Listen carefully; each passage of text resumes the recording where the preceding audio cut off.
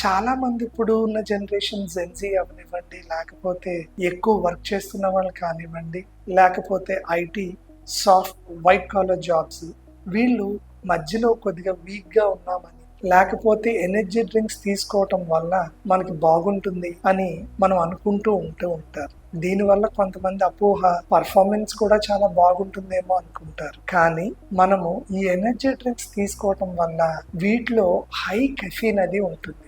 ఎప్పుడైతే ఒక స్టిమ్యులెంట్ ఎక్కువగా కంటిన్యూస్ గా అది తీసుకుంటూ ఉంటారో కంపల్సరీగా హార్మోనల్ ఇంబ్యాలెన్స్ అది జరుగుతుంది. కంపల్సరీగా ఎప్పుడైతే ఈ హార్మోనల్ ఇంబ్యాలెన్స్ అది ఉంటుందో వీర్య కణాలు దెబ్బతింటాయి.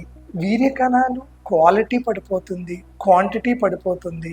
ఆటోమేటిక్ గా మీకు ఈ రెండు ఉన్నప్పుడు మీకు అజోస్పర్మియా కానీ ఒలిగోస్పర్మియా కానీ, అంటే వీర్య కణాలు లోపాలతో కౌంట్ తక్కువ అవటం కానీ క్వాలిటీ తక్కువ అవటం కానీ జరుగుతూ ఉంటుంది. At the same time hormonal ఇంబ్యాలెన్సే కాకుండా దీంట్లో ఎక్కువ షుగర్ కంటెంట్ అది ఉండటం వల్ల, ఈ స్వీట్నెస్ వల్ల కూడా మనం అధిక బరువుకి అది గురవుతూ ఉంటాం.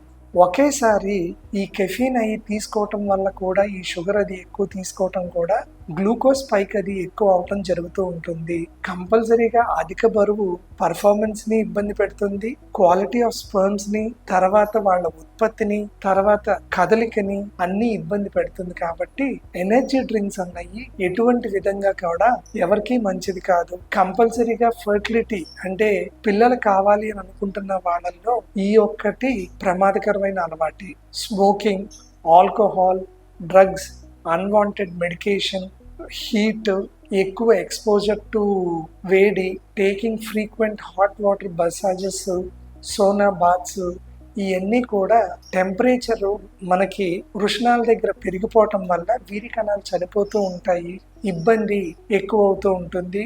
లేకపోతే ట్రీట్మెంట్కి రెస్పాండ్ కాకుండా ఉంటూ ఉంటారు. సో కంపల్సరీగా ఎవరైతే పిల్లలకి కావాలని అనుకుంటున్నారో వెంటనే ఈ యొక్క తప్పిదాల నుంచి ఆపి డాక్టర్ కేర్ హోమియోపతిలో కాన్స్టిట్యూషనల్ ట్రీట్మెంట్ ద్వారా మీకు అద్భుత ఫలితాలు అయ్యి లభిస్తాయి. స్క్రీన్ మీద కనబడుతున్న ఈ నంబర్కి కాల్ చేసి వెంటనే అపాయింట్మెంట్ తీసుకోండి.